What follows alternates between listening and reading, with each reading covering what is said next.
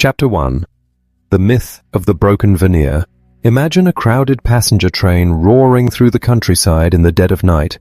Inside the carriages, hundreds of strangers are packed together.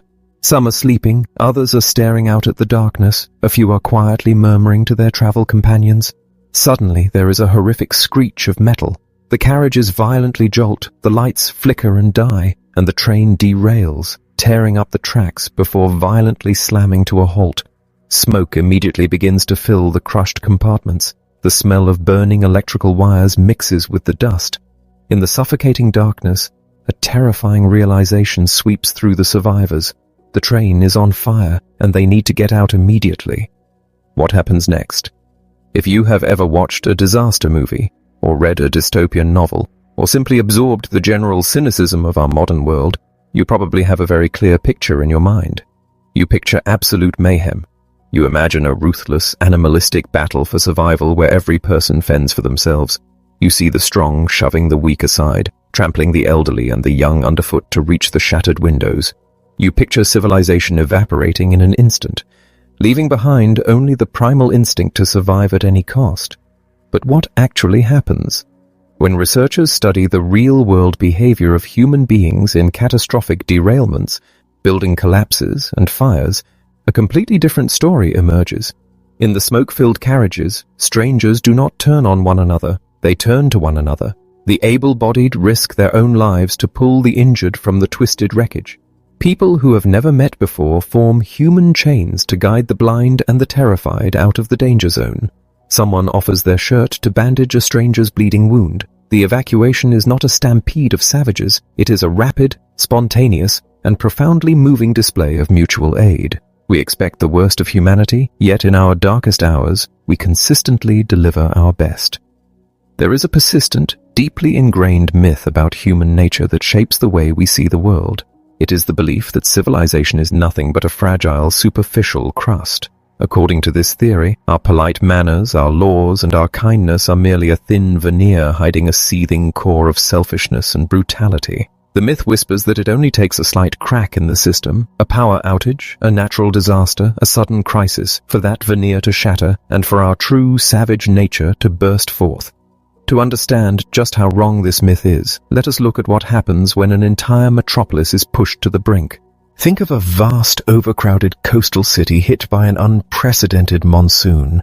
The winds tear roofs from buildings and the relentless rain floods the streets with waist-deep, murky water. The power grid completely fails, plunging millions into darkness. Communication networks go down. The authorities, watching the disaster unfold from secure command centers, brace for the absolute worst. They deploy armed guards to the streets, convinced that without the looming threat of the law, the citizens will inevitably riot, loot, and tear each other apart. The leaders fear that the city will descend into anarchy within hours. Yet, down in the flooded streets, far from the command centers, a completely different reality takes shape. Without electricity, without central coordination, without police enforcing order, the citizens step up. In the torrential rain, a street vendor who has lost everything opens his stall and begins boiling huge pots of hot tea over a gas stove, handing out free steaming cups to shivering strangers wading through the waters. Young men and women wade into the treacherous currents, linking arms to create human barricades so that the elderly can safely cross submerged roads. Neighbors who have lived next door to each other for years without speaking suddenly open their doors, sharing candles, rationing rice and lentils, and comforting each other's children in the dark. The disaster does not strip away their humanity, it strips away their divisions. The catastrophe does not unleash a war of all against all, it unleashes a tidal wave of courage, charity, and profound communal care. Why then do the authorities expect violence? There is a tragic pattern that repeats itself in almost every major crisis. The people in power, assuming the worst about human nature, panic. They view the masses through the lens of their own cynicism. Fearing chaos, they respond with force, treating victims not as citizens in need of rescue, but as potential criminals needing to be contained. This phenomenon of elite panic often causes more harm than the disaster itself, paralyzing relief efforts and breeding unnecessary conflict. The leaders act on the assumption that trust is a luxury we cannot afford in a crisis, failing to realize that trust is the very mechanism that helps us survive. If the evidence of our own decency is so overwhelming, why are we so easily convinced of our own wickedness? Why do we persist in believing that human beings are fundamentally flawed, greedy, and untrustworthy? To answer this, we must understand the incredible power of belief. Imagine a typical morning at a massive rural school. Thousands of children are attending classes, waiting for the midday bell to ring so they can eat their hot lunches. Shortly after the meal is served, a rumor ripples through the courtyard. The cooking oil was contaminated. Within minutes, a boy clutches his stomach and collapses. Then a girl in the next classroom faints. Suddenly, absolute terror grips the school. Dozens, then hundreds of children are violently ill, vomiting, complaining of severe dizziness and heart palpitations. Sirens wail as ambulances rush the limp, pale students to nearby clinics. The community is paralyzed with fear and anger over the poisoned food. Weeks later, the laboratory scientists return their final, exhaustive reports. They tested the cooking oil, the water, the ingredients, and the blood of the patients. They found absolutely nothing. There was no poison, no pathogen, no chemical contaminant. The food was perfectly safe. The children were not acting. Their physical suffering was entirely real. But it was not caused by a toxic meal. It was caused by a toxic idea. The children were victims of a mass psychogenic illness. They believed with absolute certainty that they had been poisoned, and their bodies reacted exactly as if they had been. In medicine, we are familiar with the placebo effect, the phenomenon where a patient's health improves simply because they believe a fake treatment is real. But there is a darker counterpart known as the nocebo effect. If you believe a pill will cause terrible side effects, your body will often manifest those exact symptoms. If you believe you are sick, you can make yourself sick. Ideas are not just abstract thoughts. They are forces that shape our physical reality. We become what we believe. Our cynical view of human nature is the ultimate global nocebo. If we believe that most people cannot be trusted, we will design our workplaces, our schools, and our governments based on suspicion. We will treat our employees like lazy thieves who must be constantly monitored. We will treat our neighbors as potential threats, and in doing so, we create a self-fulfilling prophecy. When you treat people with deep suspicion, they become guarded, resentful, and untrustworthy. By anticipating the worst in others, we actively bring it out. Where do we get this toxic belief? How does it sustain itself day after day, year after year? Imagine a new, highly addictive drug hits the market. Clinical trials reveal that daily use of this drug causes severe anxiety, a warped perception of risk, chronic pessimism, and a profound sense of hostility toward other people. It leaves its users feeling helpless, convinced that the world is spiraling into irreversible decay.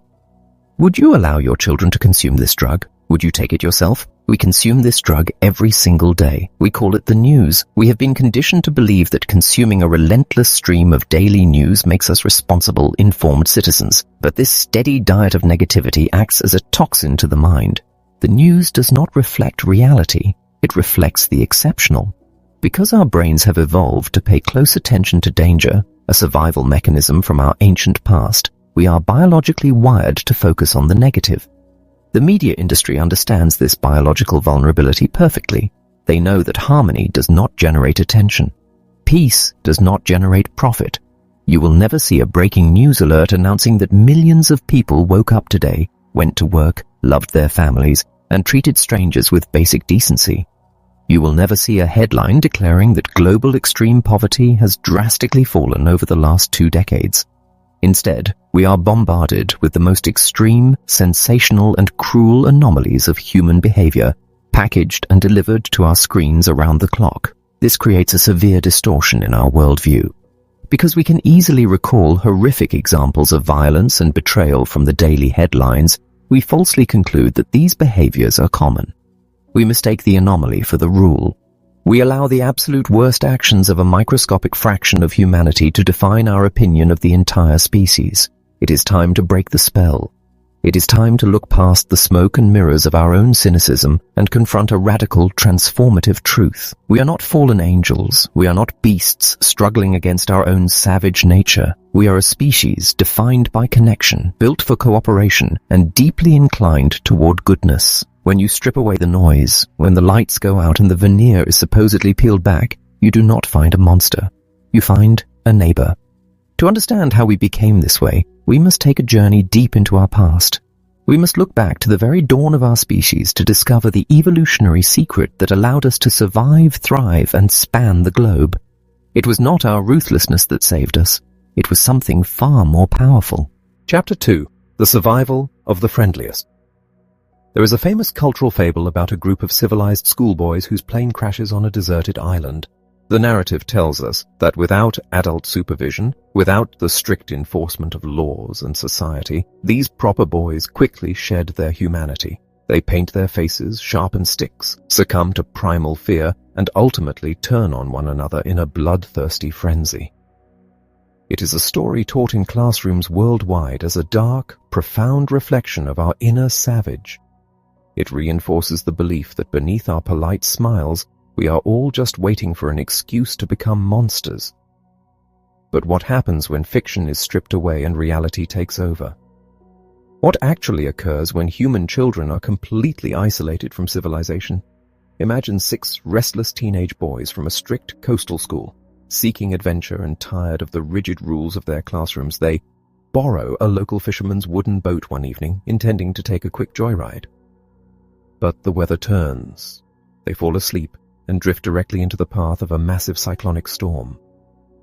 The mast cracks, the rudder is destroyed, and they are cast adrift in the deep ocean for over a week, surviving on a few drops of collected rainwater and sheer desperation. Eventually they wash up on a desolate, jagged rock thrusting out of the sea, hundreds of kilometers from any shipping lanes. If our cultural myths were true, the island would immediately become a battleground. The strongest boy would hoard the meager resources, the weak would be subjugated, and paranoia would reign. Instead, they established a vibrant, resilient community. The boys built a permanent signal fire, guarding it in strict shifts so that it never went out for over a year. They hollowed out tree trunks to store rainwater. They carved an improvised gymnasium and a crude badminton court from the jungle to keep their spirits high and their bodies strong. When tempers flared under the scorching sun and the weight of starvation, as they inevitably do among tired, hungry youth, they did not reach for stones. They instituted a law. Any squabbling boys had to walk to opposite ends of the small island, sit in absolute isolation until their anger cooled, and then return to the center to apologize. When one boy slipped down a steep cliff and shattered his leg, the others did not abandon him as a liability. They carefully climbed down the jagged rocks, bound his broken limb with sticks and leaves, and cheerfully took over his daily chores for months until he healed. When they were finally rescued by a passing captain, they were not face-painting savages. They were a deeply bonded family of survivors, physically fit and emotionally unbroken. This deep, profound instinct for solidarity is not a modern invention, nor is it a happy accident. To understand why we default to cooperation, we have to look back to the very dawn of our species. We often flatter ourselves by imagining our ancient ancestors as fierce, conquering apex predators. We like to think we dominated the food chain through sheer force. But let us be painfully honest. Physically, we are embarrassingly frail. We lack the thick hides of the rhinos, the tearing claws of the big cats, and the raw, explosive muscle of the great apes. If you were dropped into the ancient, wild savanna alone, you would not be the hunter, you would be the evening meal. So we tell ourselves a different, equally flattering story. We survived because we are isolated geniuses. We survived because our brains are fundamentally superior in raw processing power to every other creature. Yet, modern cognitive science reveals a remarkably humbling truth. If you take a human toddler and place them head-to-head against a mature chimpanzee in a battery of tests measuring spatial memory, mathematical reasoning, and causal logic, the ape will consistently match or even beat the human child. In terms of raw, isolated problem-solving, we are not the undisputed champions of the animal kingdom. But there is one specific test where the human child entirely obliterates the competition. The test of social learning. We are unparalleled copycats. We are ultra-social sponges. A primate might be a solitary genius, capable of figuring out a complex puzzle through trial and error, but it rarely shares that knowledge with the group. A human child, however, constantly watches, mimics, and shares. If one human figures out how to weave a fishing net, within a few days, the entire village knows how to fish. Our true superpower is not the individual brain, it is the collective network. How did we get this way? Imagine a sprawling, isolated research facility in a freezing northern wilderness. Decades ago, scientists began a massive experiment with a highly aggressive, wild species of canine. They wanted to know if they could breed a creature to become a domestic companion simply by selecting for a single, specific trait: friendliness. In every generation, the researchers measured how the pups reacted to a human hand. The ones that bit or growled were excluded. The ones that showed even the slightest hesitation, curiosity, or affection were bred. They did not select for appearance, or intelligence, or size. They only selected for amiability. Within just a few generations, something astonishing happened. As the animals became friendlier, their entire physical biology transformed. Their stiff, predatory ears flopped down. Their coats developed playful, spotted patterns. Their snouts shortened. Their tails began to wag joyfully at the sight of humans. By systematically weeding out the aggressive bullies, the scientists had accidentally created an animal that retained its playful, juvenile puppy characteristics into adulthood. Friendliness had physically rewired their bodies. This is exactly the process that shaped the human race. We did not conquer the globe because we were the most vicious. We conquered it because we were the friendliest. For tens of thousands of years, the individuals who were the most cooperative, the most willing to share food, and the least aggressive were the ones who thrived.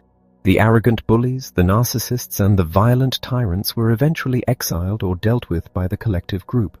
Over generations, we actively domesticated ourselves. We are the puppy-like primates. Look at your own face in the mirror. Compared to our ancient extinct ancestors, our faces have radically softened.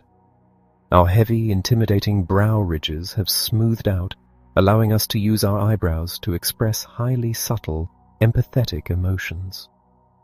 We are the only primates whose eyes have stark white backgrounds, instantly broadcasting the exact direction of our gaze. We cannot easily hide what we are looking at or what we are feeling. We are uniquely designed to leak emotion, to blush in embarrassment, to signal vulnerability. We are biologically built for trust. Think of the other human species that once shared this planet with us. Imagine the beings who were built like heavyweight wrestlers, incredibly robust and capable of enduring the harshest climates alone, possessing brains that were actually larger than our own. Why did those giants vanish from the earth while we inherited it? It was not because we marched out and violently exterminated them in a grand prehistoric war, as some cynical theories suggest. It was because they were the isolated geniuses, and we were the connected copycats. When the fierce, unforgiving ice ages descended, the rugged individualists froze. But the friendly, communicative humans, who huddled together, shared their fires, exchanged tools across vast distances, and told stories into the dark night, survived. We are not the day's survivors of a continuous million-year habit of lethal aggression. We are the product of a brutal, beautiful planet that taught us one undeniable lesson. If you want to survive, you cannot do it alone. The survival of the fittest was, in absolute truth, the survival of the friendliest. Chapter 3. The Reluctant Warrior. Imagine a sprawling, dusty battlefield under the suffocating heat of a relentless summer sun. The air is thick with the acrid smell of gunpowder and the deafening roar of heavy artillery. Behind a crumbling stone barricade, a battalion of young soldiers is pinned down. If you were to watch this scene play out in a blockbuster film, you would expect to see a group of fierce, adrenaline-fueled warriors firing their weapons with deadly precision, entirely consumed by the primal urge to conquer the enemy. But if you could magically freeze time, walk onto that chaotic battlefield and look closely at what those young men are actually doing, you would discover a profound and astonishing secret. Most of them are not shooting to kill. Look at the soldier crouched on the far left. He is meticulously, endlessly reloading his rifle, fumbling with the magazine, pretending the mechanism is jammed so he has an excuse not to fire. Look at the young man beside him, who is bravely standing up and pulling the trigger. But if you trace the trajectory of his bullets, They are sailing harmlessly high into the sky, safely above the heads of the advancing enemy. These men are not cowards. They have stayed at their posts, risking their own lives for their comrades. But when the moment comes to look another human being in the eye and take their life, an invisible psychological wall stops them. There is a deep, instinctual resistance within the human heart against committing violence. For centuries, we have been told that war is the ultimate expression of human nature, the arena where our true, savage instincts are finally unleashed. Yet, the reality of combat tells the exact opposite story. It takes a massive, highly orchestrated system of intense psychological conditioning, relentless drilling, and artificial dehumanization to force a human being to take a life. Our fundamental biological default is not violence. It is a profound aversion to inflicting pain on others. When we are forced to fight, we are, at our core, deeply reluctant warriors. But this beautiful truth immediately brings us face to face with a massive, uncomfortable question. If we are naturally peaceful, if the thought of killing sickens us to our very stomachs, then how do we explain the bloody, war-torn history of our world? How did we end up building massive fortresses, drawing contested borders, and creating towering empires built on conquest? To find the answer, we must journey back to a time long before the first bricks were laid or the first borders were drawn. Imagine a small, close-knit band of ancient foragers moving lightly across a vast sun-drenched plateau. They carry everything they need on their backs. They flow with the seasons, following the natural rhythms of the earth. In this society, no one accumulates wealth because wealth is heavy and impossible to carry. If a member of the group becomes arrogant, demanding, or tries to assert dominance over the others, the community immediately steps in. They use humor, gentle mockery, and social pressure to bring the ego back down to earth, ensuring that everyone remains equal.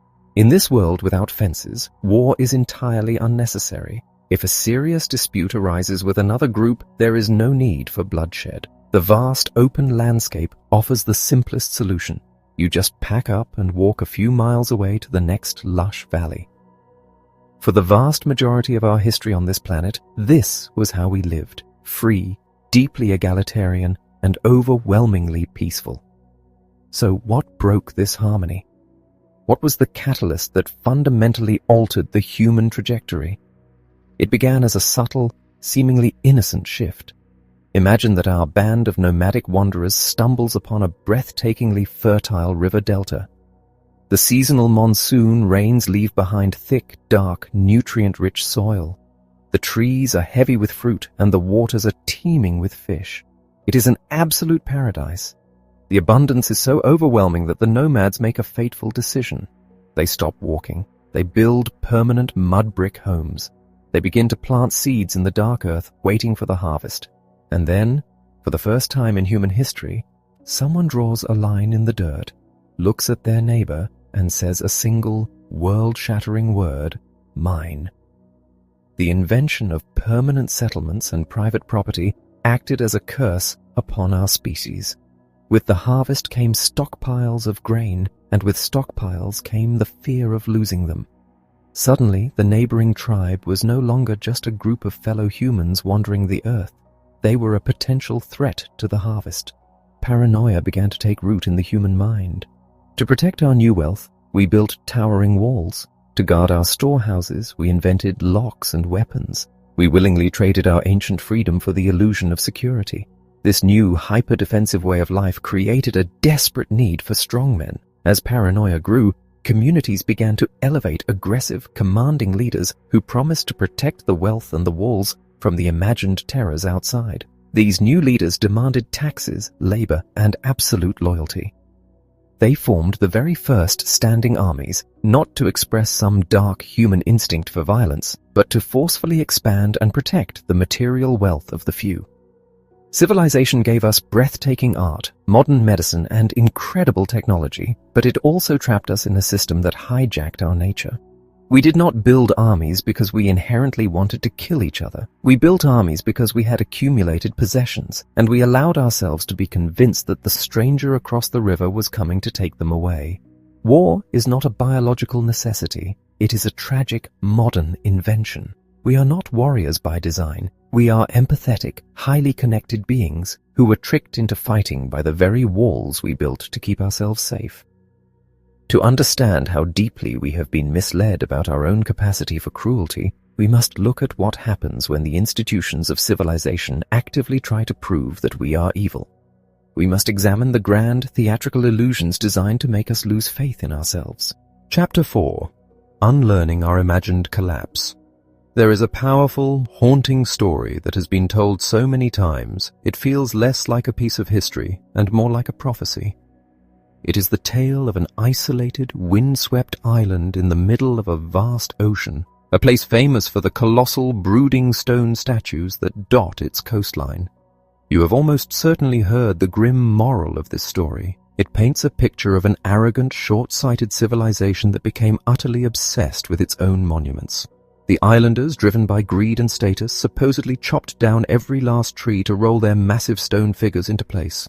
According to this dark legend, the loss of the forests led to eroded soil, failing crops, and a descent into madness. The people starved, turned violently on one another, and ultimately destroyed their own society. We are taught this story as a bleak metaphor for our own planet.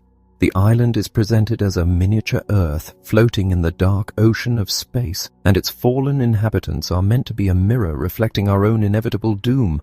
We are told that our greed is boundless, our selfishness is genetically hardwired, and that we too are blindly cutting down our last trees. But what if this story, this foundational myth of our own self-destruction, is entirely wrong?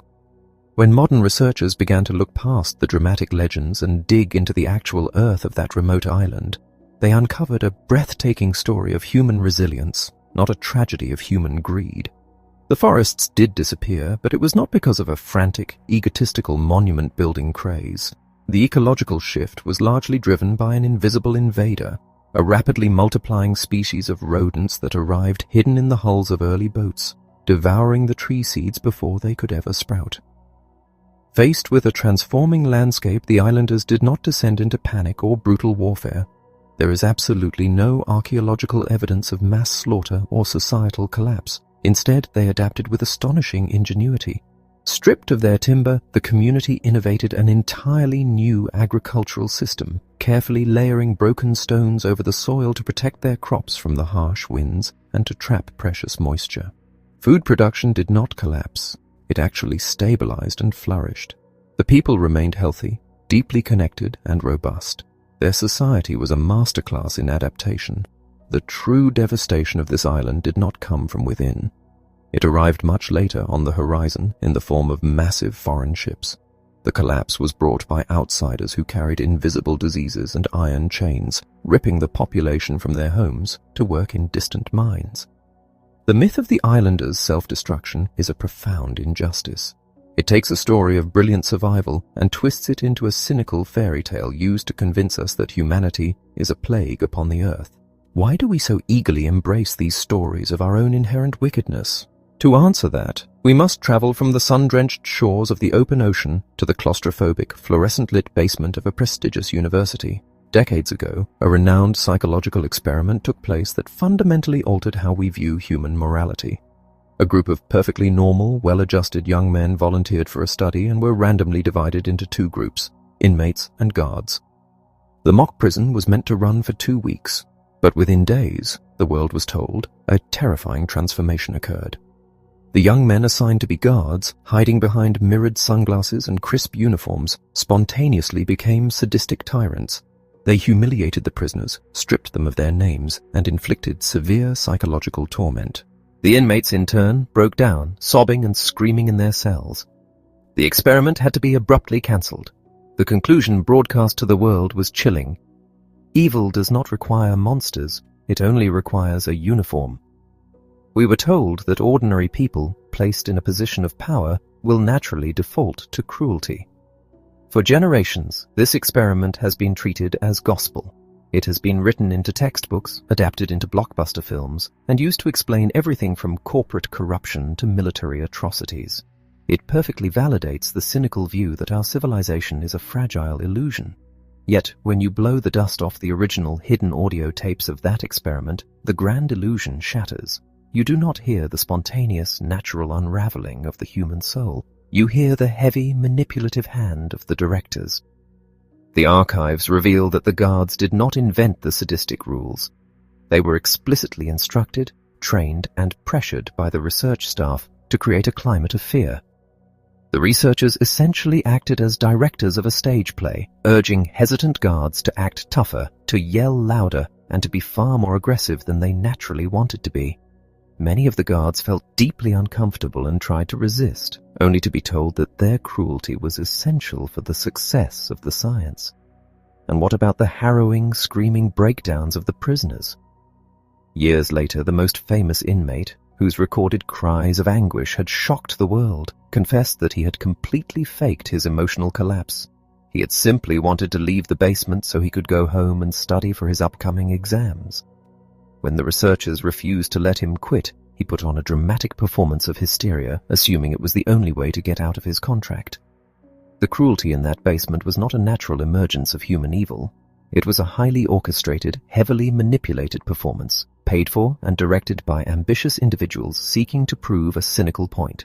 We have been sold a story of our own collapse, from the myths of ancient self-destructive islands to the manufactured horrors of academic basements. We are constantly fed narratives that portray humans as selfish, violent, and easily corrupted. There is a very specific reason why this cynical worldview is so popular, despite being fundamentally flawed. Cynicism is incredibly comfortable. It acts as a universal shield against responsibility. If human beings are naturally doomed, if we are biologically programmed to be selfish and cruel, then there is absolutely no point in trying to build a better world. If the veneer of civilization is destined to crack, then you are completely justified in looking out only for yourself. Cynicism is the ultimate excuse for apathy. But the moment you unlearn this imagined collapse, everything changes. When you realize that the islanders survived through brilliant cooperation, you recognize our profound capacity to adapt to ecological crisis. When you realize that the university guards had to be coerced and bullied into acting cruelly, you recognize our deep inherent resistance to inflicting pain. We are not a virus on this planet, and we are not tyrants in waiting. We are a species defined by our resilience and our profound emotional connection to one another. Unlearning the myths of our own wickedness is not just an academic exercise, it is an awakening. When we shed the heavy, paralyzing armor of cynicism, we are left with something far more demanding and far more beautiful. We are left with hope, and hope, unlike apathy, requires us to act. Chapter 5. The Tragedy of the Bystander. Think about a time you stood in a crowded place, perhaps a bustling market square, a packed railway platform, or a busy intersection, and you witnessed an emergency. Maybe someone collapsed, or a loud crash echoed from down the street. In those first few agonizing seconds of confusion, what went through your mind? Did you freeze? Did you look around to see how others were reacting? There is a story we have been told about ourselves in these exact moments, a deeply cynical narrative about modern life. We are told that in large crowds we become hopelessly apathetic. We are told that we are fundamentally selfish, content to watch a tragedy unfold from a safe distance, assuming that someone else will step up to handle it. We are told that, deep down, human beings are cowardly and indifferent. But what if this entire narrative is based on a profound manipulation of the truth? To understand how our perception of human nature has been so severely distorted, imagine an ordinary man, perhaps a local shopkeeper or a school teacher, who answers an advertisement in a daily newspaper. The ad offers him a few hundred rupees for an hour of his time to participate in a groundbreaking scientific study at a highly prestigious research institute. Eager to earn a little extra money and help advance medical science, he arrives at a sterile, air-conditioned laboratory. There, a stern researcher in a crisp white coat explains that they are testing a revolutionary new method for curing severe memory disorders. The volunteer is seated at an intimidating metal console covered in dials and switches. In the adjacent room, separated by a thick pane of glass, sits another participant wired to the machine. The volunteer's instructions are simple. Every time the person in the other room gives a wrong answer to a memory puzzle, the volunteer must press a switch that delivers a sharp, uncomfortable auditory frequency into the other person's headphones. With every wrong answer, the dial must be turned up and the frequency must become more painful. The experiment begins. At first, the tones are merely annoying, but as the mistakes continue, the dial is turned higher. Soon, the person in the adjacent room begins to wince. Then, he begins to shout. Eventually, he is pounding on the glass, begging for the experiment to stop. The volunteer at the console is sweating, his heart racing. He turns to the researcher in the white coat, pleading to halt the session, but the researcher calmly replies, "The experiment requires that you continue. This data is essential to find a cure." Trembling, the volunteer turns back to the console and presses the next switch. If you were to hear the results of this fictionalized scenario, which mirrors some of the most famous psychological tests ever conducted, you would likely be horrified. Studies mirroring this exact dynamic have concluded that the majority of ordinary people will push the dial to the absolute maximum, inflicting unimaginable pain on a stranger simply because a person in authority told them to do so. For decades, this has been held up as ultimate proof that there is a dormant tyrant hiding in all of us. We are told that human beings are mindless robots, eager to follow orders, completely willing to abandon our morals the moment someone in a uniform gives a command. But when you truly listen to the audio recordings of these types of experiments, and when you analyze the real human behavior hidden behind the sensational headlines, a completely different reality emerges. The volunteers do not press the switches out of a sadistic joy, nor do they do it out of mindless robotic obedience. They are racked with severe emotional distress. They argue, they protest, and they beg to stop. So, why do they continue? The answer reveals a tragic vulnerability in our nature, but it is not a flaw of malice. It is a flaw of trust. The volunteers continue because they have been convinced by a trusted authority figure that their actions serve a profound and noble cause. They believe their temporary infliction of pain is a necessary sacrifice to achieve a greater good, like curing a devastating illness or advancing crucial knowledge. In fact, whenever the researcher steps out of the role of a noble scientist and instead acts like a bullying dictator, whenever they shout, "You have no choice, you must go on," the spell is instantly broken. The moment it becomes an aggressive command, the volunteers rebel and refuse to press the switch. Human beings actually possess a deep, instinctual aversion to being bossed around. We do not blindly follow tyrannical orders. When we do terrible things, we almost always do them because we have been deceived into believing we are being helpful, loyal, and good. The road to our darkest actions is almost always paved with manipulated good intentions. Now, let us turn from the sterile confines of the laboratory to the chaotic streets of the city. Imagine a woman walking home late at night through a dense residential colony. The streetlights are dim, and the hum of ceiling fans can be heard from the open windows of the apartments above. Suddenly, a figure emerges from the shadows and attacks her. She screams, her voice echoing loudly in the narrow street. Lights flick on in the surrounding buildings. Silhouettes appear in the windows. The attacker flees, leaving her critically wounded on the pavement. A few days later, a leading newspaper publishes a sensational front-page article about the incident. The headline screams that over 30 people watched the brutal attack unfold from their windows and did absolutely nothing. The article claims that no one intervened, no one yelled out, and no one even bothered to call the police until it was far too late. The nation is completely scandalized. Politicians give speeches about the moral decay of society. Sociologists coin new terms to describe the cold, paralyzing apathy of urban life. The incident becomes a legendary parable, taught to millions as absolute proof that in a crowd, human beings are hopelessly indifferent to the suffering of others. But years later, an independent investigator decides to look past the dramatic headlines and examine the actual police logs from that terrible night. What they discover is staggering. The newspaper completely fabricated the narrative of the apathetic crowd to sell a more compelling story. The truth was that the attack happened in a dark, obscured alleyway where almost no one had a clear view. Of the few neighbors who were actually awoken by the screams, several immediately picked up their telephones to alert the authorities, and most profoundly, one neighbor did not just watch from behind glass. She threw open her door, sprinted down the dark stairwell, and rushed out into the dangerous street, risking her own life to hold her bleeding friend in her arms until help arrived. The victim did not die alone, abandoned by a heartless city. She died wrapped in the embrace of a deeply courageous neighbor.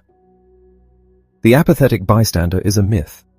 When modern researchers analyze thousands of hours of real-life security footage from actual emergencies, brawls, accidents, and attacks on crowded streets, they find that in the overwhelming majority of cases, bystanders intervene. In fact, science has now proven the exact opposite of the cynical urban legend. In truly dangerous, life-threatening situations, the presence of more people actually increases the likelihood that someone will rush in to help.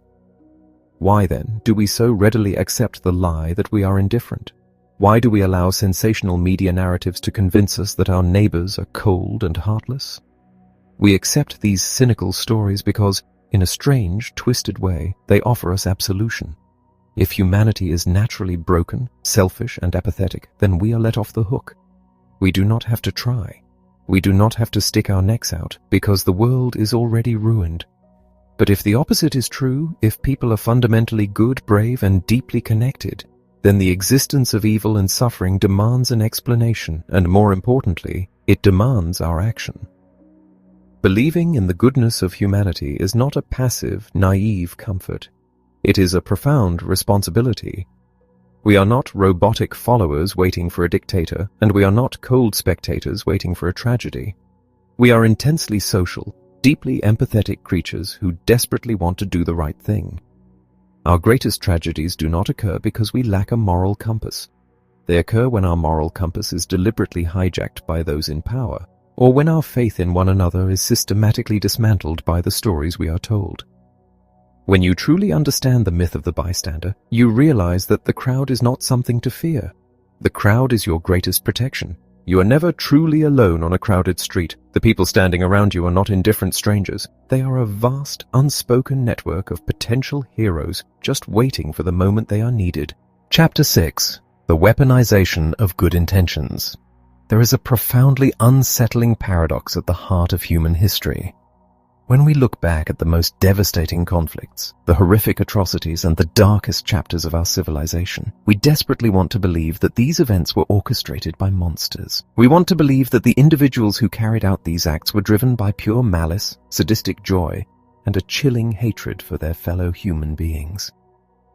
This narrative is comforting because it separates us, the good, decent people, from them, the unimaginable villains. But if you truly want to understand why good people are capable of doing terrible things, you have to confront a reality that is far more disturbing. The most destructive forces on Earth are rarely fueled by hatred. They are almost always fueled by a distorted, localized form of love. Imagine a vast, grueling global war. On one side of the conflict, an army is fighting with an almost supernatural ferocity. Despite being vastly outnumbered, surrounded, and starved of resources, their soldiers refuse to surrender. They fight for every inch of ground, inflicting devastating casualties on the opposing forces. The intelligence officers of the opposing alliance are completely baffled. They assume these enemy soldiers must be deeply, irreversibly brainwashed by a fanatical ideology. They believe these men must be fanatics fueled by a terrifying political doctrine. But when these intelligence officers finally capture and interrogate hundreds of these fierce enemy combatants, the truth that emerges shatters all their assumptions. The soldiers do not quote political manifestos. They do not express a zealous devotion to their high command or an abstract hatred for their enemies. When asked why they continue to fight so fiercely in a doomed war, their answer is remarkably simple and deeply human. They are fighting for their friends. The relentless fighting spirit is not born of a grand ideological conviction. It is born of camaraderie. These men endure the unimaginable horrors of the trenches because they refuse to abandon the person standing next to them. They fight because they have formed unbreakable bonds of brotherhood with their fellow soldiers. This tragic truth extends far beyond conventional warfare.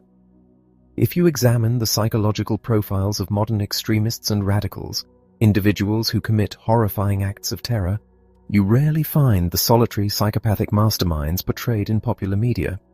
Empirical research into the lives of these individuals reveals a startling lack of deep theological or ideological knowledge. Most radicalized individuals are not solitary zealots. They are deeply social individuals who were recruited by their close friends, their brothers, or their neighbors. They join these violent movements because they are seeking a sense of belonging, a community, and a shared purpose. They commit horrific acts of violence not necessarily because they harbor an abstract hatred for the victims, but because they are fiercely, blindly loyal to their localized group of peers. How is it possible that the beautiful, life-affirming instinct for friendship and camaraderie can be the very mechanism that enables mass destruction? The answer lies in a complete misunderstanding of our most celebrated emotion, empathy. We are taught to view empathy as the ultimate moral cure-all. We imagine empathy as a warm, radiant sun that illuminates the entire world, dissolving borders and uniting humanity. But psychology reveals that empathy does not function like the sun. It functions like a narrow, high-powered searchlight. When you turn on the searchlight of empathy, it focuses intensely on a single individual or a small, specific group of people close to you. You feel their pain, you share their joy, and you are moved to protect them at all costs. But while that one specific area is bathed in brilliant light, the rest of the world is plunged into complete darkness. Imagine you are told the heartbreaking story of a 10-year-old girl suffering from a rare, fatal illness. You learn her name, you see her face, and you are told that she desperately needs a life-saving operation, but she is far down on a massive medical waiting list. If you are asked to put yourself in her shoes and feel her specific pain, that intense empathy will likely compel you to demand she be moved to the very top of the list. In the blinding light of your empathy for this one child, you become entirely blind to the hundreds of other sick children on that same list whose lives you have just devalued. Empathy makes us intensely devoted to the specific, but it makes us incredibly unjust to the abstract. This intense, localized empathy is hardwired into us from the moment we are born. In fascinating developmental studies, researchers observe the moral choices of infants who are not yet old enough to speak. When shown a puppet show where one character is helpful and another is mean, the infants overwhelmingly reach for the helpful puppet. They possess an innate biological preference for goodness. But when the experiment is slightly altered, a darker instinct emerges. If the infants are shown that a certain puppet likes the exact same snack that they do, while another puppet prefers a different snack, their moral compass shifts. The babies will consistently choose a puppet that shares their preferences, even if that puppet is explicitly mean and cruel to others. Even in our infancy, we possess a profound tribal button. Our empathy is fiercely reserved for those who are like us, and that same empathy can make us utterly indifferent or even hostile to those who are different. Empathy and xenophobia are not opposites. They are two sides of the exact same evolutionary coin. This localized empathy is what allows ordinary, decent people to participate in the horrors of war. As we have already seen, the human animal possesses a deep physical aversion to looking a stranger in the eye and inflicting fatal violence. It paralyzes us. But throughout history, military technology has evolved for one specific purpose: to increase the distance between the soldier and the victim. When you remove the need to look your enemy in the eye, when violence is committed by dropping a bomb from the clouds, launching artillery from miles away, or pushing a sterile button on a console, the natural psychological barrier against killing evaporates. The soldier is no longer confronted with the humanity of the stranger. Instead, their mind is entirely filled with the searchlight of empathy for the comrade standing right next to them. We commit atrocities from a distance because our localized love for our brothers completely overshadows the unseen suffering of the stranger. But to understand the full anatomy of human destruction, we must look not just at the loyal soldiers in the trenches, but at the individuals commanding them from the palaces and parliament buildings. If ordinary people are driven by camaraderie, what drives the leaders?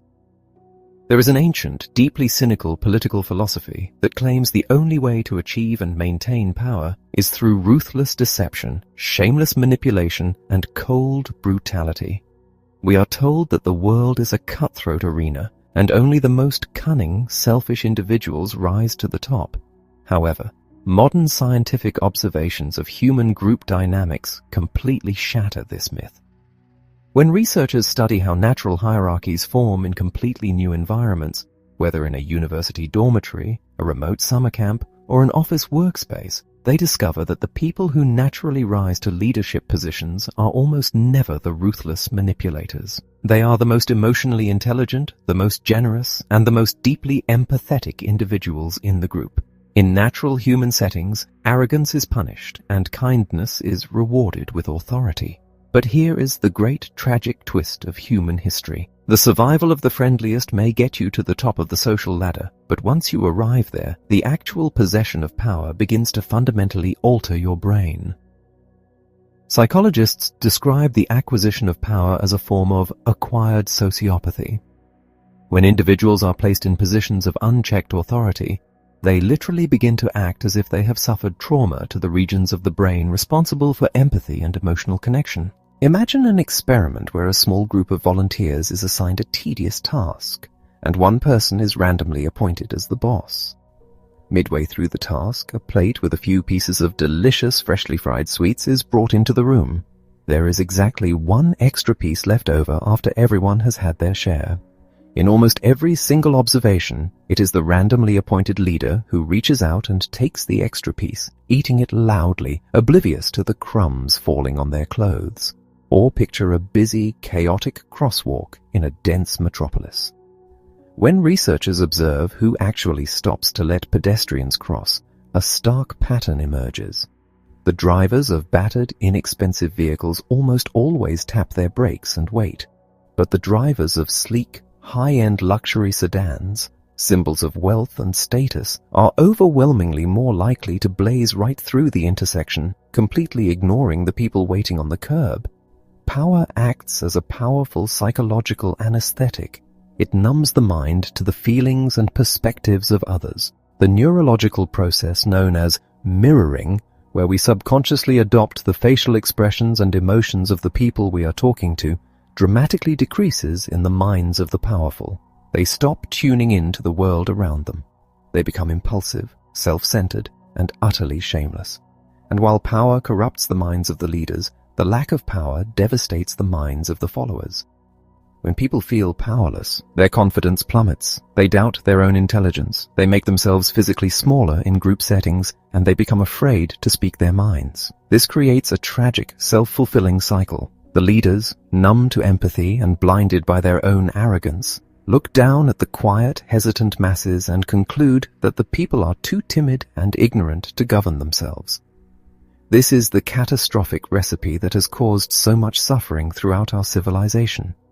You have ordinary, decent people blinded by an intense, localized empathy that makes them willing to fight and die for their immediate group. And they are being led by powerful individuals whose very authority has neurologically stripped them of their capacity to care. If we want to build a better world, we have to stop believing that the system is broken because of our inherent evil. The system is broken because it was designed around a misunderstanding of our nature. To fix it, we must radically rethink what actually drives us, and we must learn how to channel our immense capacity for connection away from tribal warfare and towards something far more profound. Chapter 7. Rethinking Human Drive. Think about the very first time you were offered a reward for doing something you already loved. Perhaps you were a child, sketching vivid portraits in the margins of your notebooks, lost in the sheer, electric joy of creation. Then, an adult noticed your talent and offered you a 10-rupee coin for every new drawing you finished. At first, it felt like a magnificent triumph. You were a professional. But soon, the colors began to lose their vibrancy.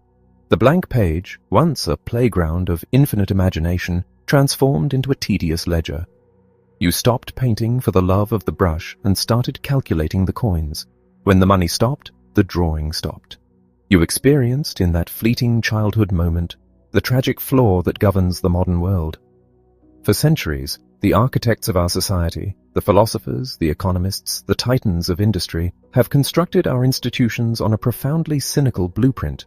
They looked at humanity and concluded that we are essentially selfish, calculating machines. They believed that without the dangling carrot of a financial reward or the sharp sting of a penalty, we would simply do nothing at all. This bleak philosophy became the absolute foundation of our modern workplaces, our schools, and our legal systems. We designed a world of incentives, assuming that human beings are entirely coin-operated. To understand how this assumption actively destroys our better nature, imagine a bustling primary school in a densely packed, vibrant neighborhood. Every afternoon, the final bell rings, and a chaotic symphony of auto rickshaws, bicycles, and chattering children floods the sun-baked courtyard. The teachers, exhausted after a long day of instruction, wait patiently with the last few lingering students for their parents to arrive. Occasionally, a parent is delayed by a sudden monsoon downpour or unexpected gridlock. When they finally rush through the iron gates, panting and highly apologetic, they feel a deep, burning sense of moral guilt. They know they have imposed on the teacher's personal time. The community is bound together by an unwritten, invisible contract of mutual respect and shared obligation. Now, imagine a new school administrator takes over. Steeped in the belief that people only respond to harsh economic incentives, this administrator decides to completely eradicate the late pickups by introducing a strict financial penalty. A prominent notice is pinned to the gate. Any parent arriving after the designated hour will be fined 50 rupees. The administrator sits back, fully expecting the delays to vanish overnight. But something fascinating and deeply disturbing happens instead. The number of late pickups does not drop, it explodes. The parents stop rushing. The frantic, heartfelt apologies completely disappear. Why? Because the administrator has unwittingly destroyed the moral contract. By placing a price tag on the delay, the fine has been transformed into a simple fee. The parents no longer feel the heavy burden of guilt for keeping the teacher waiting. They are simply purchasing extra childcare. The intrinsic, deeply human desire to do the right thing out of respect has been entirely eclipsed by a cold, transactional calculation. When you treat people like selfish calculators, they begin to act exactly like them. This tragic miscalculation infects almost every modern workplace. We are constantly told that human beings are naturally lazy, that we must be violently prodded with performance bonuses, ranked competitively against our own peers, and managed by a labyrinth of supervisors holding digital stopwatches and clipboards. We have built vast, soul-crushing bureaucracies dedicated to monitoring every single second of the workday, absolutely convinced that if we turn our backs for even a moment, the workers will immediately drop their tools and riot. Picture a dedicated community healthcare nurse, waking up long before dawn to visit the elderly and the frail in their homes. This is not a job you take solely for the paycheck. It is a profound calling. You do it because you possess a deep, endless reservoir of empathy. But the modern healthcare bureaucracy does not trust this nurse. The system straps a digital tracker to her wrist. It dictates that she has exactly 7 minutes to bathe the patient, 4 minutes to change a dressing, and 2 minutes to administer medication. A manager sitting in a distant, air-conditioned office stares at a spreadsheet, demanding relentless efficiency and maximum output. Under the crushing weight of the stopwatch, the nurse's spirit breaks. She no longer has the time to sit at the edge of the bed, share a warm cup of tea, and listen to the lonely patient's stories. The deeply human connection that heals both the caregiver and the patient is violently severed, replaced by the relentless ticking of the clock. The system, designed by cynical minds to maximize efficiency, actually destroys the very intrinsic motivation that makes the work beautiful and effective.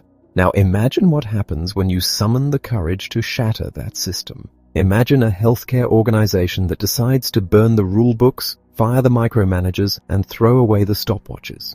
Instead, they gather small local teams of these nurses and simply say, "We trust you. You know your patients better than any spreadsheet ever could.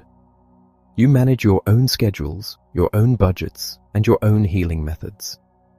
Do what you know in your heart is right." The cynics would predict total, immediate collapse.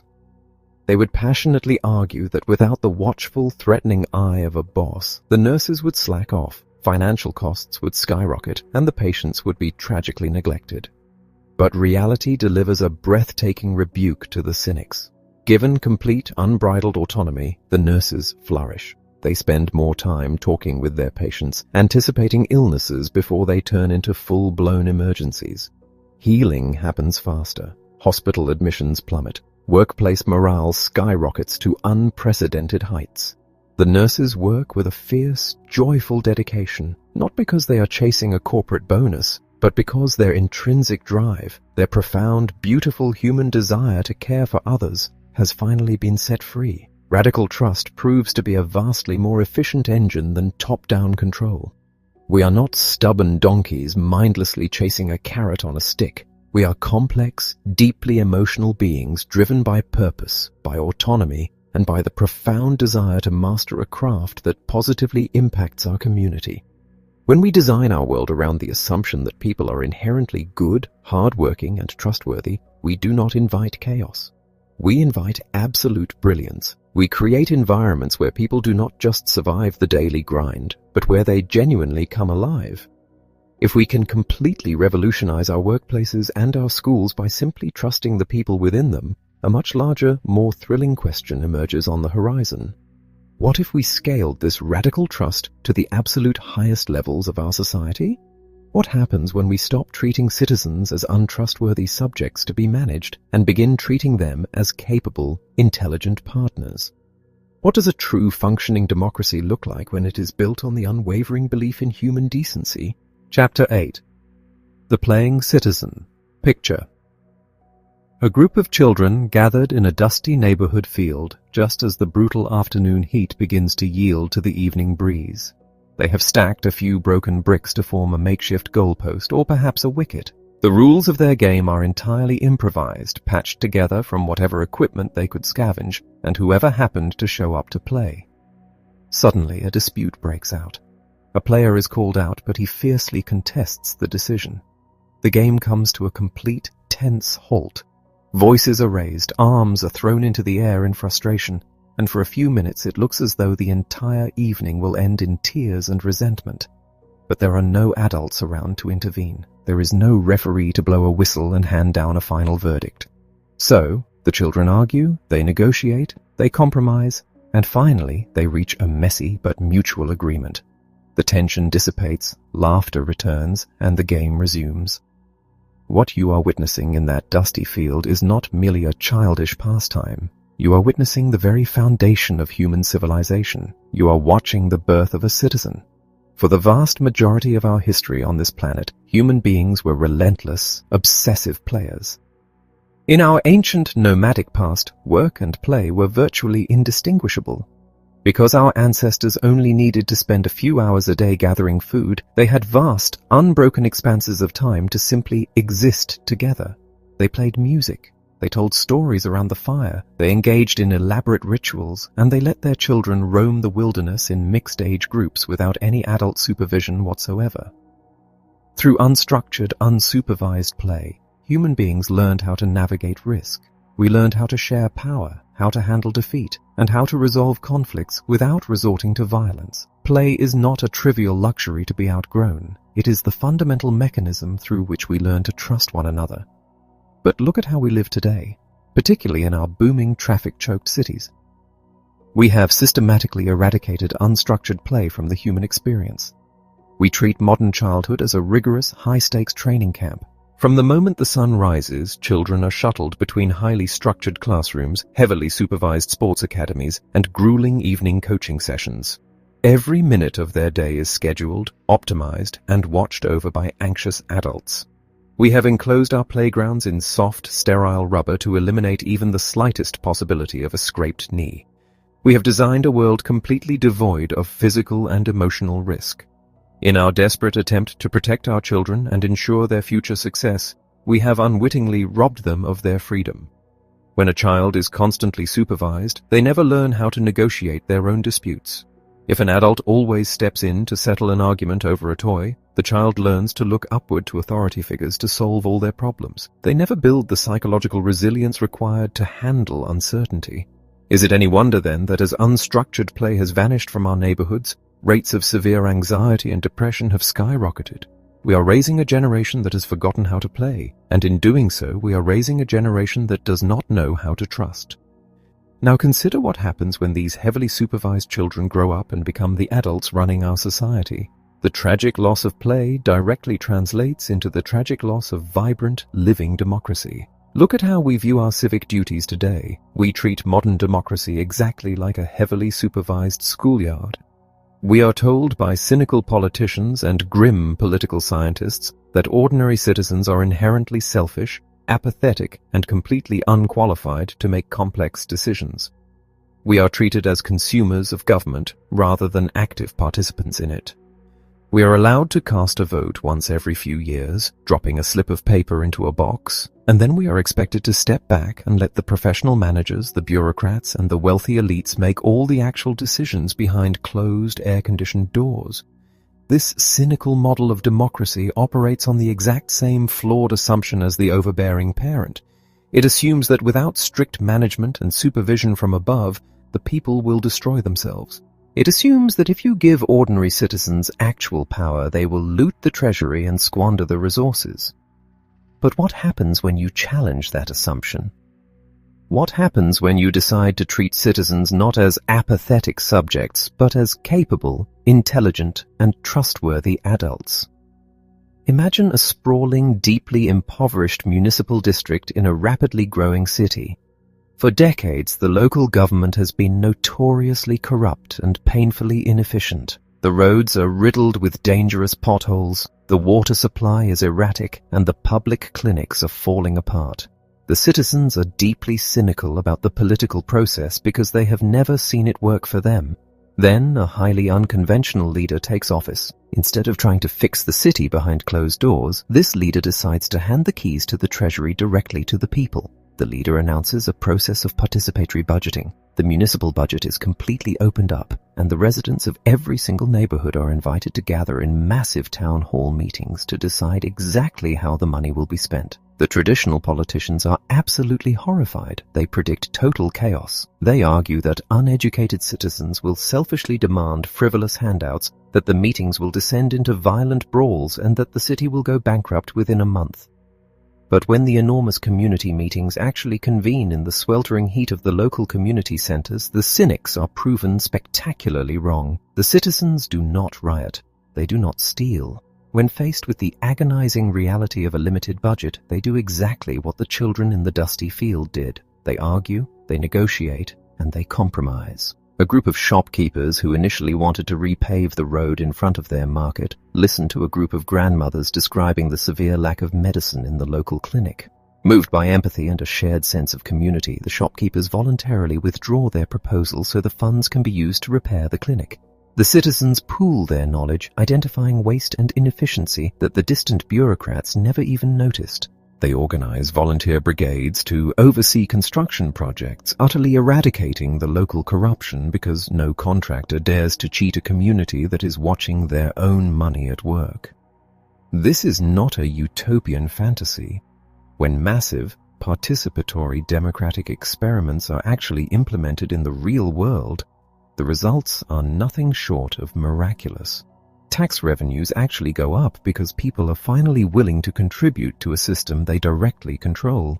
Health outcomes improve, infrastructure is rebuilt, but the most profound transformation is psychological. The people in these communities stop feeling like helpless victims of a broken system. They begin to feel a deep, fierce pride in their neighborhoods. They reclaim their dignity. Democracy, in its truest and most beautiful form, is not a spectator sport. It is a muscle that must be exercised daily. It is the ultimate extension of our ancient biological need to play together. When we gather to debate, to share resources, and to build a society from the ground up, we are tapping into the profound collaborative spirit that allowed our species to survive the ice ages. The cynics want you to believe that you are too small, too selfish, and too ignorant to govern your own world. They want you to stay seated, quietly waiting for the experts to save you. But the moment you stand up, step into the public square, and begin to engage with your neighbors, that cynical illusion shatters. We must tear down the artificial walls that keep us isolated from the political process. We must demand a society that trusts its people. We must reclaim our rightful place as active, engaged, and joyful playing citizens. But as we step into this new world of profound trust and connection, we inevitably face a daunting obstacle. What do we do when our trust is severely tested? How do we maintain our belief in human goodness when we are confronted with deep, ingrained prejudice, bitter historical divisions, and the terrifying specter of hatred? How do we heal a fractured world? Chapter 9. The Antidote to Enmity. We have spent this journey tearing down the deeply ingrained myths of our own wickedness. We have uncovered the biological reality that we are wired for connection, and we have seen how radical trust can transform our schools, our workplaces, and our civic lives.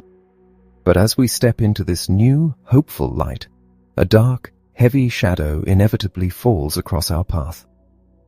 What do we do about genuine hatred? What happens when trust is not just broken but violently shattered?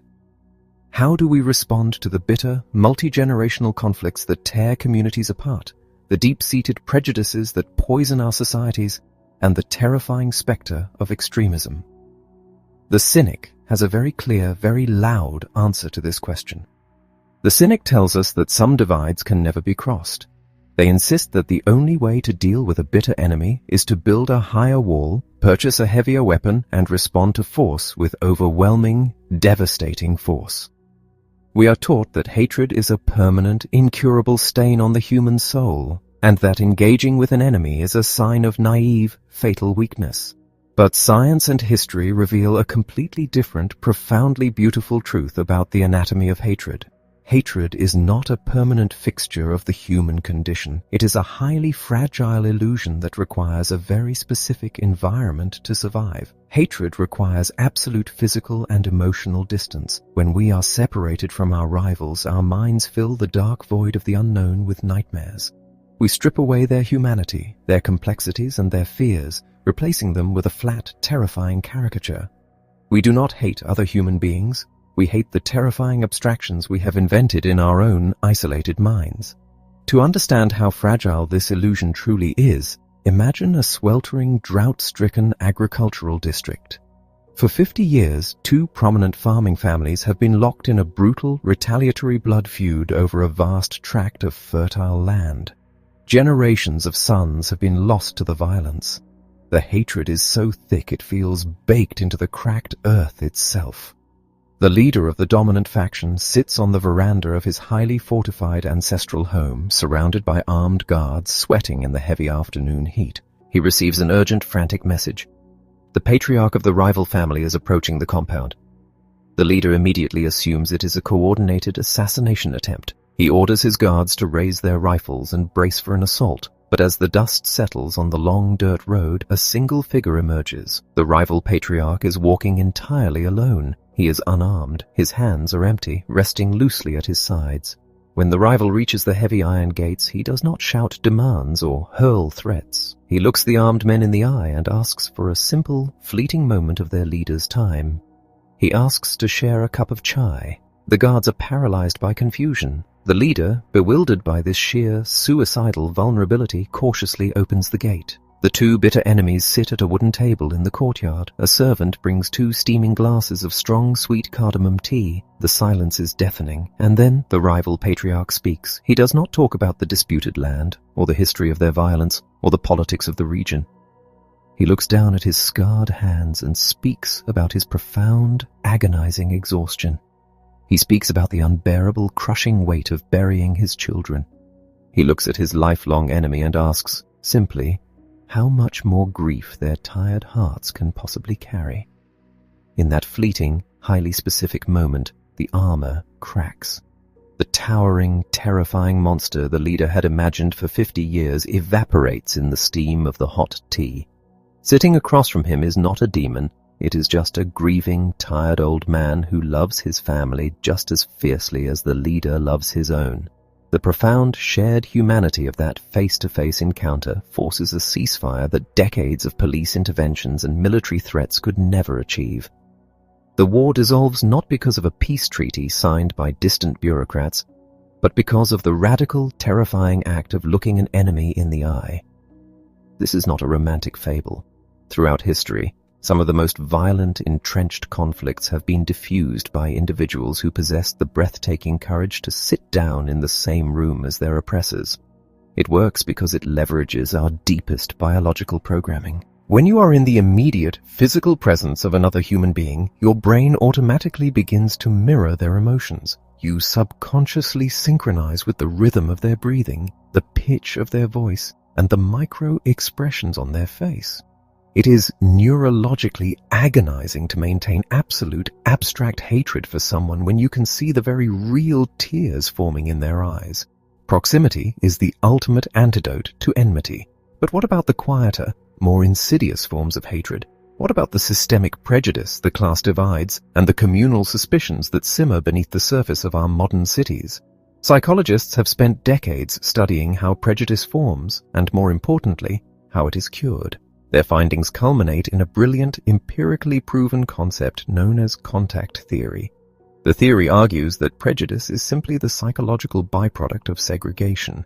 Ignorance breeds fear, and fear breeds hatred. The only reliable, lasting cure for prejudice is equal status contact. You cannot lecture prejudice out of a person. You cannot legislate it away. You simply have to force people to share the same physical space and work toward a common goal. Imagine a rapidly expanding, chaotic metropolis. The city planners construct a massive, high-speed commuter train line that inadvertently forces the residents of an affluent, highly exclusive, gated community to share the exact same daily commute as the daily wage laborers from a sprawling, unplanned settlement nearby. For the first few months, the train cars are silent battlegrounds of suspicion. The wealthy commuters clutch their leather bags tightly, avoiding eye contact. The laborers sit stiffly, acutely aware of the disdain directed at them. The physical distance between them is mere inches, but the psychological distance is light years. But day after day, the relentless rhythm of the commute does its quiet, invisible work. The people begin to recognize each other's faces. Then, the inevitable happens. During the height of the monsoon season, a massive power grid failure brings the entire city to a grinding halt. The train stalls in a dark, humid tunnel. The air conditioning dies. Panic begins to set in. In the suffocating heat, the artificial labels of class and wealth instantly melt away. A laborer reaches into his worn canvas bag and offers a bottle of clean water to a wealthy merchant who is hyperventilating. A university student from the gated community uses the glowing light of her smartphone to help an older, exhausted worker read a text message from his worried daughter.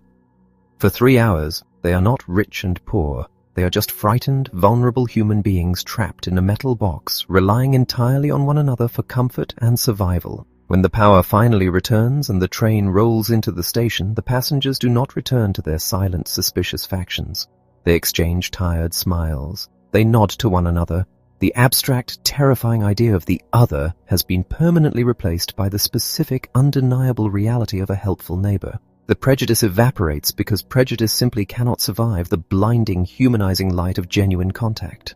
The cynics and the fearmongers will always argue for higher walls. They will insist that forcing different communities, different religions, or different classes to mix will inevitably spark horrific explosions of violence. They profit from our isolation, because an isolated population is a terrified population, and a terrified population is incredibly easy to control. But segregation is the true incubator of violence. If you want to heal a fractured society, you must have the profound courage to step out from behind your barricades. You must recognize that the enemy you have been taught to fear is almost always just a neighbor you have not yet taken the time to speak to. The most radical, subversive, and powerful act you can commit in a deeply divided world is to walk across the aisle, extend an empty hand, and invite a stranger to share a cup of tea. To live this way, to look at a world burning with conflict and choose to respond with open, vulnerable contact, requires a final, monumental leap of faith. It requires us to completely abandon the heavy, protective armor of cynicism that we have worn for our entire lives. It requires something far more demanding. It requires the profound courage to hope. Chapter 10.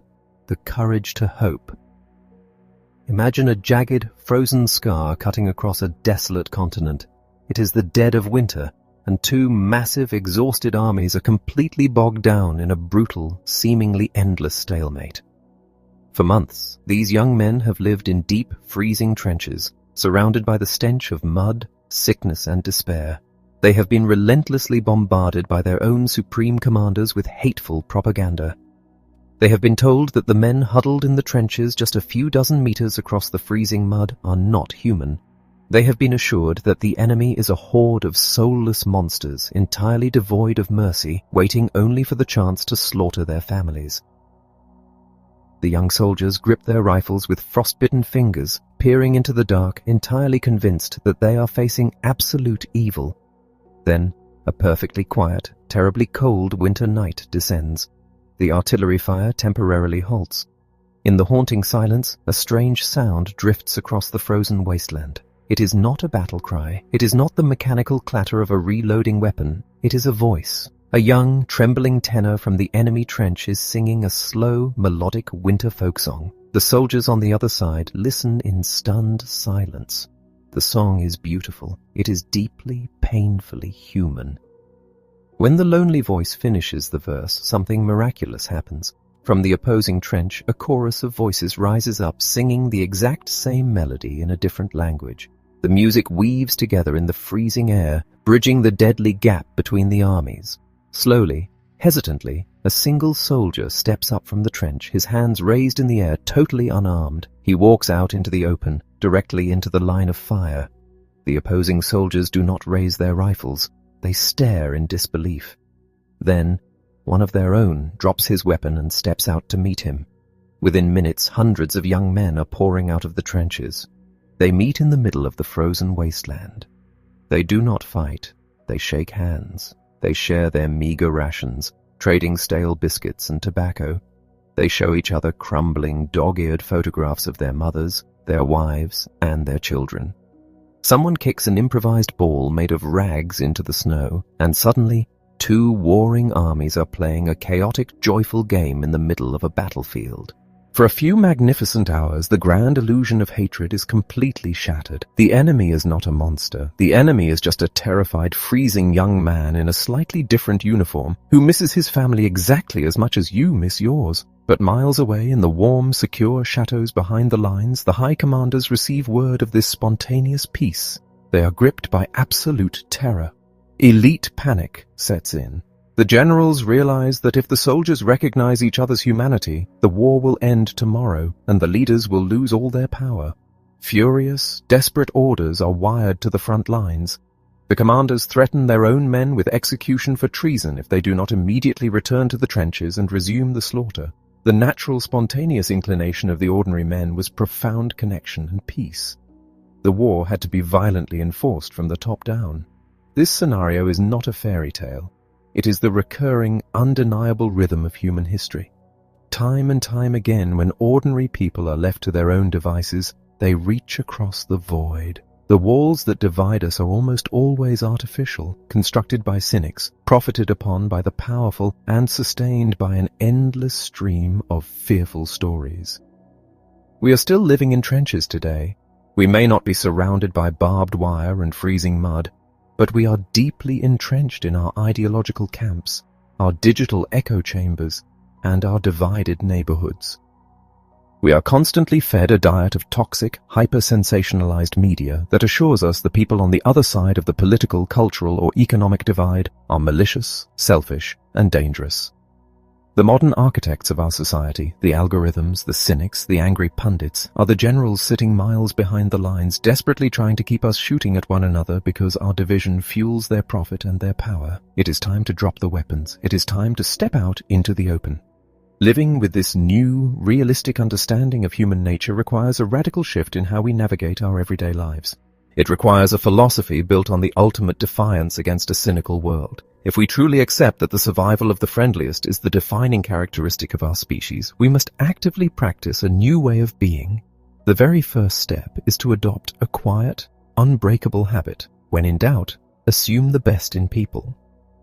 In a society that tells us to be constantly suspicious, deciding to trust a stranger feels like a radical vulnerability. The cynic will immediately warn you that if you trust people, you will eventually be taken advantage of. And the cynic is absolutely right. If you go through life assuming positive intent, someone, somewhere, will inevitably cheat you. You will be scammed. You will be let down. But consider the alternative. If you build a heavy psychological fortress around your heart, if you treat every neighbor as a potential thief and every colleague as a potential rival, you might successfully avoid being cheated a few times in your life. But the price you pay for that security is catastrophic. You pay for it with a lifetime of chronic anxiety, missed connections, and bitter isolation. The occasional sting of a broken trust is a remarkably small price to pay for a life lived in the warm, expansive light of human connection. The most rational, evidence-based approach to life is to bet on the inherent goodness of the people around you. To maintain this clarity, we must fiercely protect our minds from the toxins that warp our reality. We must turn our backs on the relentless, churning cycle of daily news that acts as a funhouse mirror, exaggerating the absolute worst of humanity while rendering the billions of daily acts of quiet kindness completely invisible. Staying informed is vital, but absorbing a 24-hour stream of highly curated panic is not information, it is emotional manipulation. We must seek out deep, structural understanding, reading the long arcs of history and the nuanced truths of science, rather than refreshing our screens for the latest injection of outrage. As we step out of our trenches, we must also rethink how we care for one another. We must learn to temper our empathy and expand our compassion. As we have seen, intense empathy can be a blinding spotlight, causing us to violently protect our own small tribe while ignoring the suffering of the abstract stranger. We must consciously train ourselves to step back from the blinding emotional rush of tribal loyalty.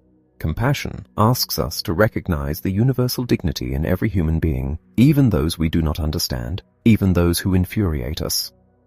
It asks us to look at the bitterest rival and recognize the shared, exhausted humanity beneath their anger. Perhaps the most difficult, most courageous step of all is to simply stop hiding our own goodness. We live in a culture that mistakes cynicism for intelligence. We are taught that to be sharp, sophisticated, and modern, we must be detached, ironic, and suspicious. We are often deeply ashamed to admit that we care, terrified of being labeled naive, idealistic, or soft. We hide our generous impulses in the closet, masking our profound desire for connection behind a cool, guarded exterior. It is time to come out of the closet. It is time to be fiercely, unapologetically kind. We must not let the cynics define what it means to be a realist. For far too long, the people who view humanity as a broken, selfish disease have claimed the mantle of realism. But their worldview is a statistical error. It is an evolutionary falsehood. It is a manufactured lie designed to keep us afraid. True realism is acknowledging the magnificent, resilient truth of who we really are. We are the descendants of the friendliest primates. We are the survivors of the ice ages who lived because we shared our fires. We are the boys on the desolate island who built a paradise out of patience and forgiveness. We are the neighbors who rush into sinking cars and dark alleys to save complete strangers. We are the playing citizens, the reluctant warriors, the profound copycats. There are two wolves fighting inside every human heart. One is the wolf of greed, arrogance, fear, and hatred. The other is the wolf of peace, modesty, generosity, and trust. The entire arc of your life and the ultimate fate of our shared civilization depends entirely on the answer to a single, beautifully simple question. Which wolf will win? The one you feed.